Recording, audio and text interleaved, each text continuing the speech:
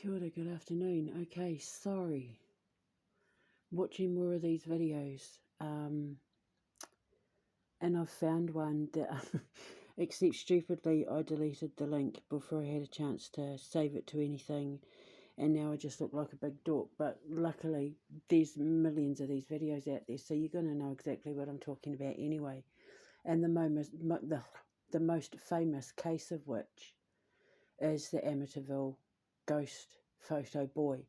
But I was watching a video, it was called Disturbing Things Police Officers Catch on Camera and Security Guards. And there was one in particular where, see, the thing is with paranormal stuff, you always have to assume it's fake first, and then you work backwards. When it comes to things that you're relying on with your own eyes, like on YouTube and that, you always have to assume it's staged, that it's fake, that it's AI, that it's a prank before anything else. Because the paranormal deals with your head and messing with your head and making you believe things and see things that aren't real, that aren't based in fact. Because just because it's happening in reality doesn't mean that it's happening in existence. So just because it appears to be someone who is dead doesn't mean the person is dead or that the person is even being honest. Because these things can be easily pranked, especially nowadays with technology being the way that it is. So before you look at anything that someone claims to be paranormal, assume that it is fake or misunderstood. Go there first before proving that it's real. Now, in these police camera photos, there was a couple of guys who were doing rounds that got calls. One guy had quit his job as a security guard or police officer in the school because he kept seeing things and he was scared. And so apparently they got him to walk around the school with a chest cam on to record why he's afraid of this certain area of the school. And there was legend of this girl that's seen and yada yada blah. And then he catches glimpses of her peeking around the corner and following in corners and stuff like that. Now, you have to understand, if I can find the video, I will put a link in the description box. Hopefully it'll pop back up on my feed again. But prior to that, I think he was in the bathroom, or there was a video of the guy in the bathroom looking around.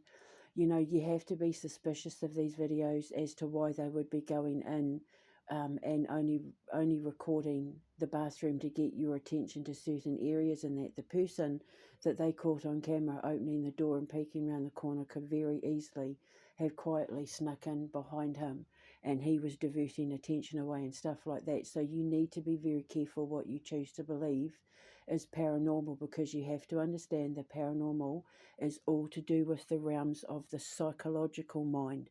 So it's things that are done to get in your head, or things that have been put in your head that you have perpetuated and manifested and created and mirrored yourself in physical reality. But it doesn't mean that it happened in existence, and existence is where physics lives. And that's the supernatural. The paranormal can be explained. The supernatural is a little bit harder to explain because it involves things beyond the realms of the normal, i.e. para, extra, alongside normal. Whereas the supernatural is things that happen so organically and so naturally without even thinking about it, that we often don't even realise what we've witnessed until after the fact, or after it's been explained to us what we've just witnessed, like miracles. You just witnessed a miracle, but you can't explain how it happened. You can't explain what happened. That's the supernatural, because then you're dealing with the realms of breaking the laws of physics and the manipulation of time inside, the evolution of the conscious atom, the conscious mind, which is, in everything that is atomic. You're dealing with those sort of realms, and then you're dealing with faith, God, ancestry, the occult, the things that are there but can't be seen, let alone understood. That's the supernatural. There's a vast difference between the two. And when you're dealing with certain instances where these police officers and that are catching glimpses of, like this girl in the school or the Amityville ghost boy photo, who's to say they're dead? With the Amityville ghost photo, that boy is 100% alive. He's dead at the time the photo was taken, but he's not dead at the time that the photographer clicked the button and the flash went off, because there was a time slip. And to that little boy in the Amityville house, the people in the hallway taking the photo, making the noise with a ghost, they were the paranormal phenomenon, which is why he looks so startled when he's peeking around the door.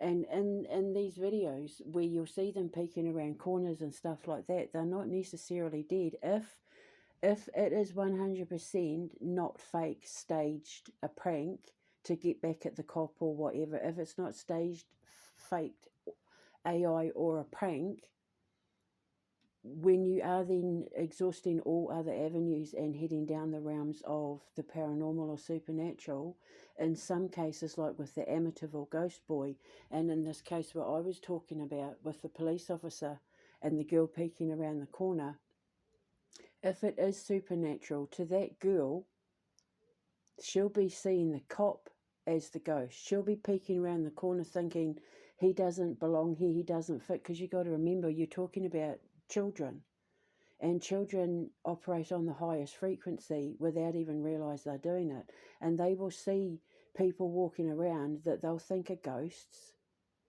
that they'll think are imaginary friends, that they'll think are sleep paralysis demons or scary things coming out of the closet, and that they will very much be people that are alive at the time they're seeing them. They're just from a different time, because that's what time slips are. It's when your time and their time slip through the veil. When nebulas pump out all the recycled materials of the universe and things rub together, and there's, the atoms get all like frictious and all of that, it sparks and it creates, and it pushes everything along, like, a combustion engine. It pushes everything along, and it often smooths glitches in the matrix out. And then that's when things fall back into alignment and stuff with, like, your personal growth and evolution, and, from a humanitarian scale, will make massive leaps and bounds, and, creating peace and planting crops and all that, because everything's starting to fall into alignment again. But every now and then, when things are getting smoothed out, it's like trying to smooth over carpet with a boulder under the rug, and there's a glitch. You'll try to walk across it and you'll trip and you'll kick your toe and you'll hurt yourself because you haven't removed the rock out of the way when you laid the carpet down. That's what the paranormal is in the psychological mind, and then it can manifest itself into physical reality, because you have existence where time and consciousness just keep moving forward, and then you have reality, which is the 3D realms with which we live in, where you can taste it, touch it, see it, hear it, that sort of thing. And then there's a glitch between the two, when the mind isn't running on a pitch perfect frequency, it picks up other radio signals from other people around and will transmit programs and signals and radios and all that have nothing to do with them, and they want 100% believe that they're hearing voices and they're taking this stuff on as their own, as hauntings and ghosts and that sort of thing. And it's a multi-billion-dollar industry that certain people feed off like parasites, because it's scaring people is an easy way to make money. Now, granted, I want to be the queen of Halloween, but, I want to show people how to be scared the healthy way. And I fix all the stuff that's wrong, like through the biorhythmics of the algorithms of everything that I've written and created as well. So they're taking antidepressants, just playing my video games or eating my sugarless chocolate without even knowing they're doing it, because it's all instinctual, So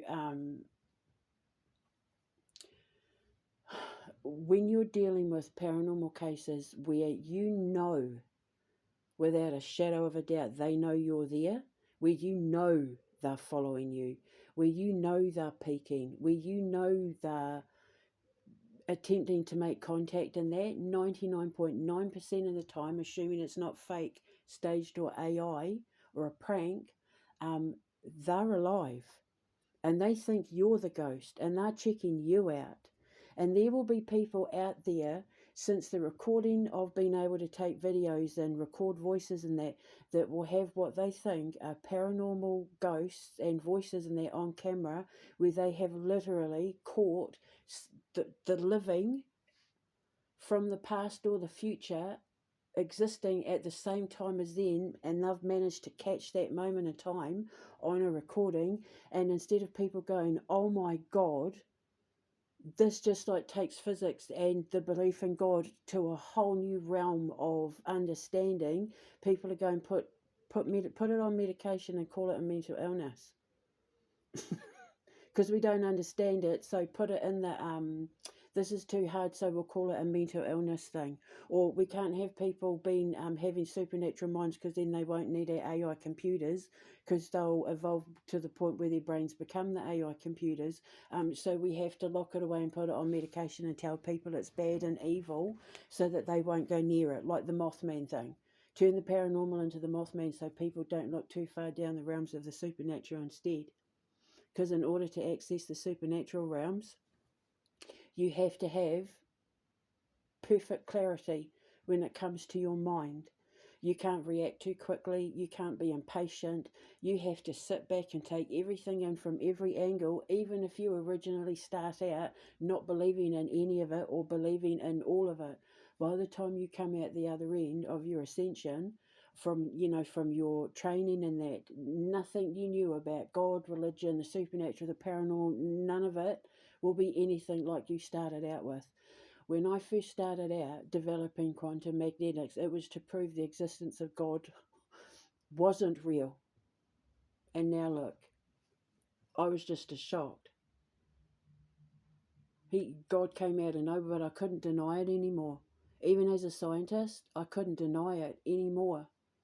But I couldn't understand how I was doing it when I had no training and I didn't have hadron colliders and machines and telescopes and education and, blackboards and that. I couldn't understand how I was doing it either, until I just gave in to the fear of trying to understand it and just accepting it instead.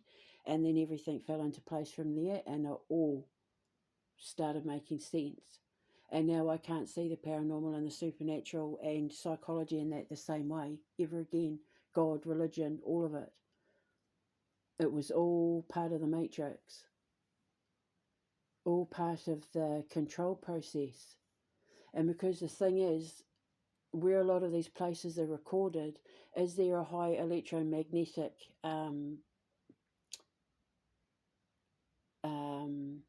outlet or transmitter? Like, are there towers near the building? Is there Wi-Fi, broadband, any kind of electricity? Because all this stuff can be manipulated through the Schumann resonance. If there's a telephone line, if there's an electrical cable, if there's a satellite above the head, if there's transmitters, if there's TV broadcasting cables, anything like that, within a certain radius of where you're experiencing the activity, it could very well be through Schumann resonance manipulation. And they're making you want to see it, because the thing is, there's a lot of money to be made where the word paranormal or haunting or ghost is put onto it. And again, I know, I'm going into the industry of the hauntings and paranormal and the occult and that, but mine's the right way.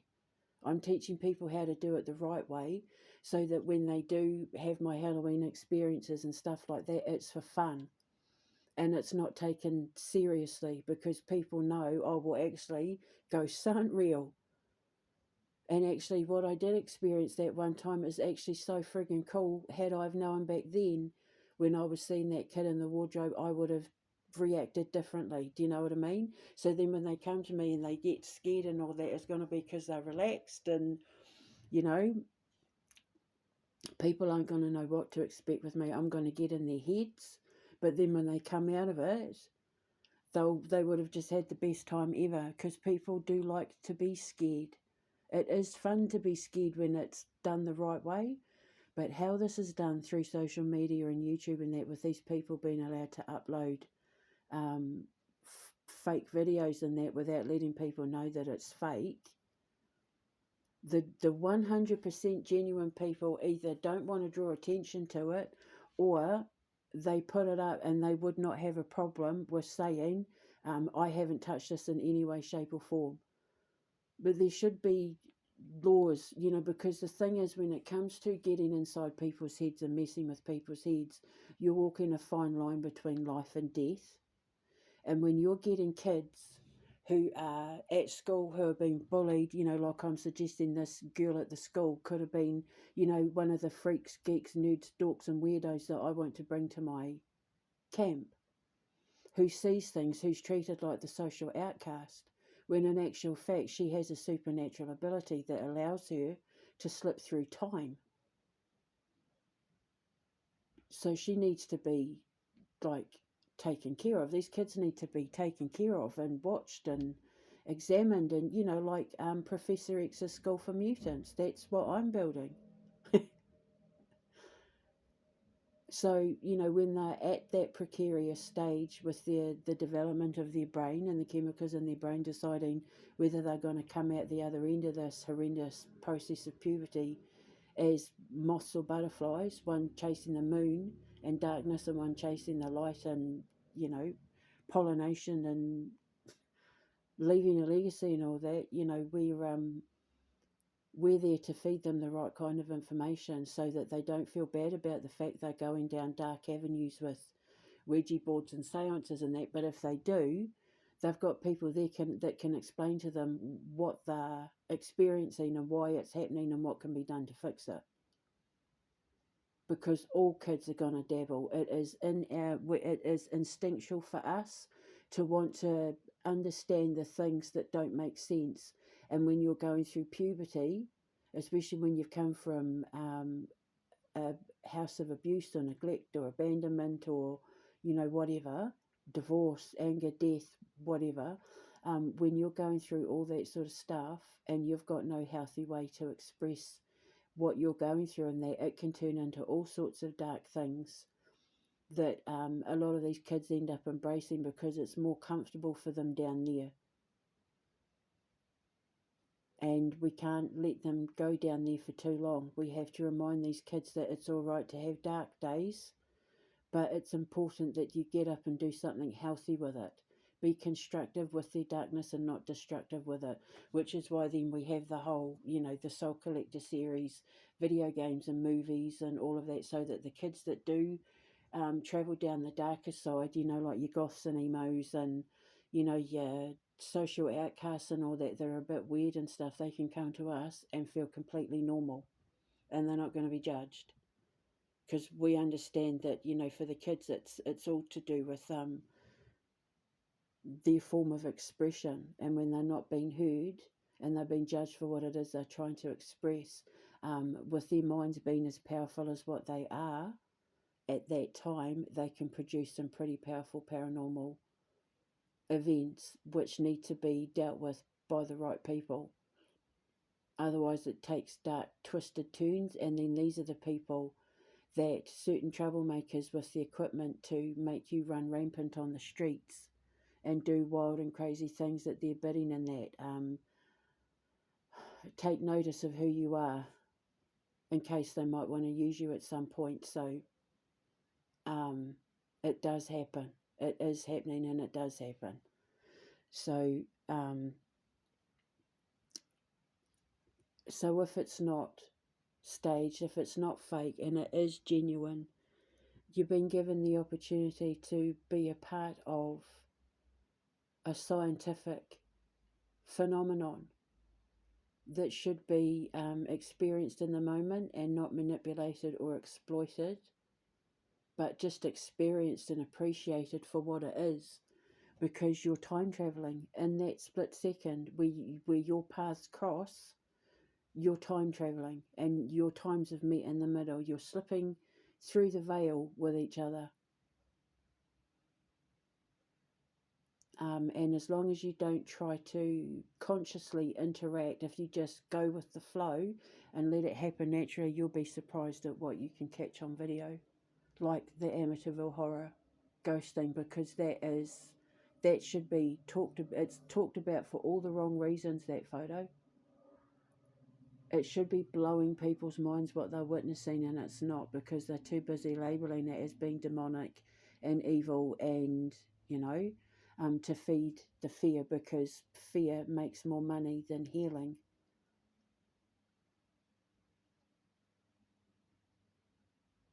So